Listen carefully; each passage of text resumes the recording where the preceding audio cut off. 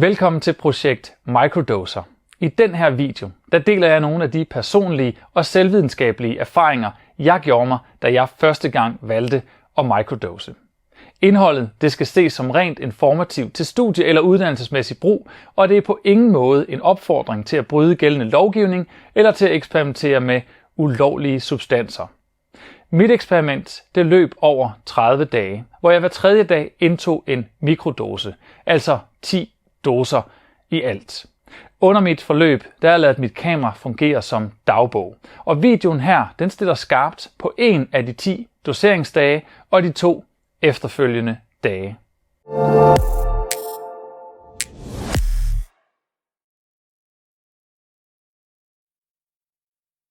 Dose nummer 10, den fortsætter hvor dose 9 den slap. Med en oplevelse af at have fundet en rytme mellem dosens effekt, min energi og min intention for dagene. Dose nummer 10 det er også dosen, der afslutter mit eksperiment. Et eksperiment, som har ændret sig meget siden jeg startede det for en måned siden.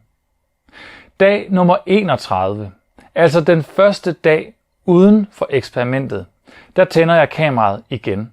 Og jeg reflekterer over den måned, der er gået, og den udvikling, mit eksperiment har taget. Det er dag 31. Det er dose day ifølge min protokol. Eller også så er det den første dag, efter der er gået en måned, siden jeg startede. Og den her rejse, jeg har været på, den her rejse, som på nogle områder først lige er begyndt, føler jeg, har været meget, meget anderledes, end hvad jeg egentlig havde forventet. Da jeg startede ud, var det jo en nysgerrighed på kreativitet og på performance og på, kan jeg bruge mere af min hjerne. Det var meget sådan hjernen som den her maskine, hjernen som den her proces, sådan CPU. Er der noget, jeg kan justere på for at få den her klokfrekvens skruet lidt mere op. Projektet her har jo så vist sig at være meget andet end bare at justere den her klokfrekvens. Så meget noget alt andet, at jeg flere gange egentlig har følt, at jeg slet ikke havde lyst til at gøre det her projekt færdigt, fordi jeg hellere ville være nærværende omkring nogle andre ting i mit liv, end at bruge tid på at formidle den her microdosing-historie. Der er nogle dybe psykologiske, nogle dybe personlige områder af mig, som har fået opmærksomhed, som er kommet frem fra noget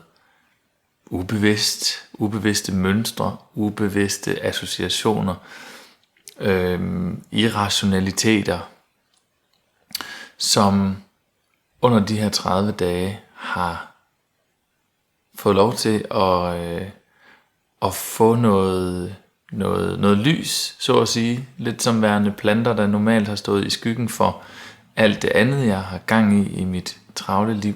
Det havde jeg egentlig ikke regnet med. Jeg havde ikke regnet med, hvor stor en terapeutisk effekt det her det skulle have for mig. I forhold til bivirkninger. Jeg synes ikke, der har været ret mange bivirkninger ved det her. Jeg har følt mig lidt mere træt, og jeg følte, at jeg sov lidt dårligere.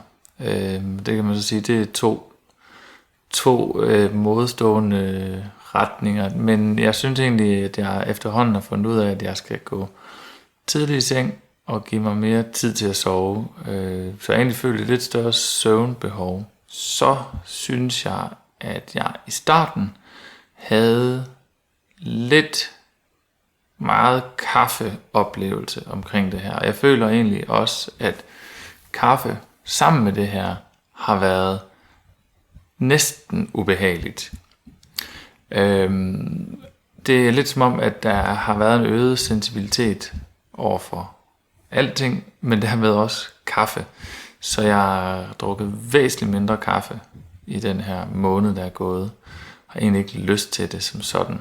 Jeg oplevede også undervejs, at der var en uge, hvor jeg synes mit humør det sådan dalede lidt, hvor jeg tog mig selv i at tænke, kan det ikke godt lige løfte mit humør op igen? Og det var sådan også lidt interessant, hvor jeg tænkte, okay, hvor langt er du lige kommet i det her, at du sådan går og tænker, jeg skal have min dose, så jeg kan blive glad, fordi så er der også en eller anden form for sådan i hvert fald psykologisk afhængighed eller behov for det her. Jeg har bestemt kunne mærke de dage, der var dose days, jeg bestemt kunne mærke, når jeg tog dosen. Der har også været nogle få gange, jeg har følt, at effekten har været lidt for meget i en eller anden forstand. Altså kaffe for meget. Jeg følte, at jeg har brugt mere energi på at læse alt.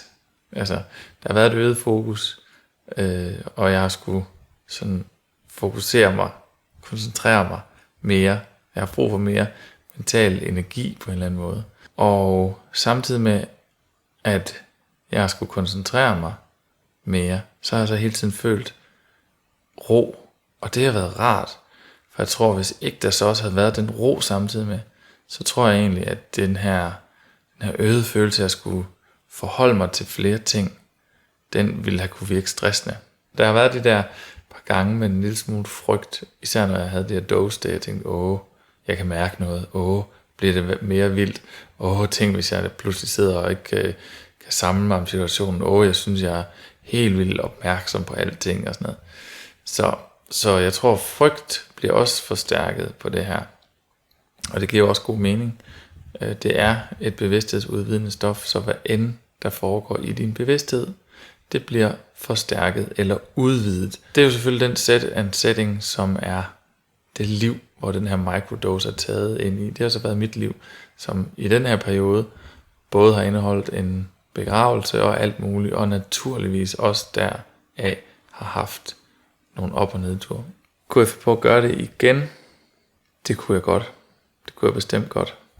Det var de umiddelbare tanker og observationer lige efter eksperimentet endte. Men hvordan må det gå mig videre, nu hvor jeg ikke længere doserer? Ryger jeg mon tilbage til de gamle mønstre og forsvinder nærværet igen?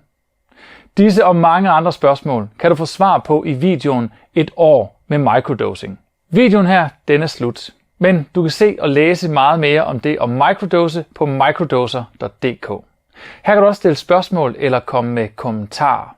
Og husk nu på, at vi er alle sammen forskellige, og det er det liv, vi lever også. Derfor er der heller ingen garanti for, at du vil opleve det samme som mig under et mikrodoseringsforløb. Tak fordi du så med. Vi ses.